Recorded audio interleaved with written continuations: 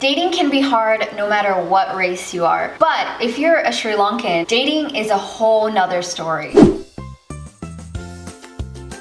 Hi guys, it's Mihiri here, and today I want to talk about my own personal experiences dating as a Sri Lankan woman. These examples are from my own life living in America. First, let's start by talking about the word dating. My dad would always say the only dates there are the types you eat.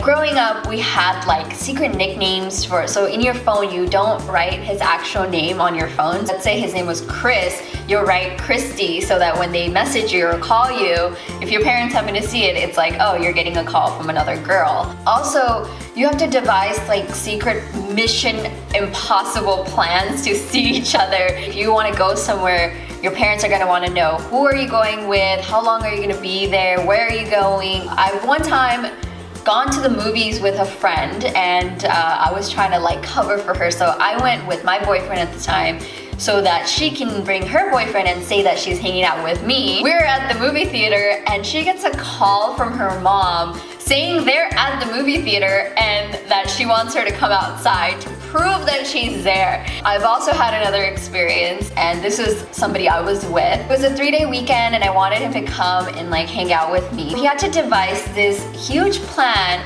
about how he's gonna go camping. In order to keep the story straight, he had to pack camping gear. They had to go into some trees and take pictures so that it looks like they went camping and send him to his parents. You're not supposed to date anyone until you're like done with your studies. You're supposed to focus on school and do well and have good grades. So until you're like 22, 23, and you're not supposed to date anybody. And then it's like once you graduate from college, it's like all of a sudden it's like, when are you gonna get married? You go from not being allowed to date at all to like, okay, when are the babies coming? Personally, I try to stay away from dating other Sri Lankans because there's so much drama involved when all you're trying to do is get to know one another. First of all, if the families find out, it's like, holy crap. It's not like you can like slowly progress. Like you're going from like talking to each other to like you're planning your wedding because now the families are involved, and you know that's obviously the next step is that you're gonna get married to that person. If you do date and then it doesn't work out, that's devastating for the families. And then of course it's like you're all in the same community, right? It's like, oh, this person doesn't talk to this person and they'll talk crap about the other person. So it's like such a huge drama to date another Sri Lankan.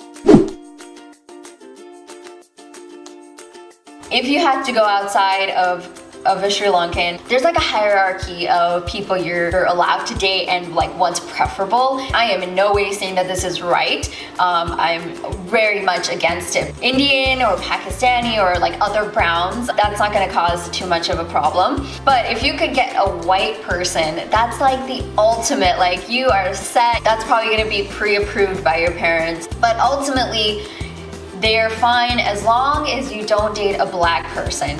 Now, again, I am not saying this is right, and this video is supposed to be lighthearted, but this is really messed up. As people of color, you would think we would stick together, but that's kind of like the messages that I've always gotten growing up.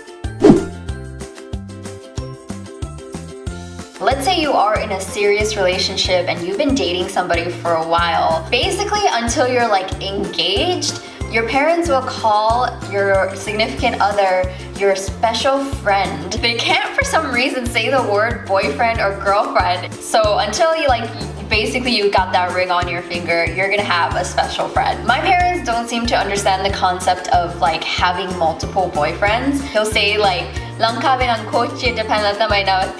means you don't end a relationship until you jump in front of a train. Like you should commit suicide instead of breaking up with somebody.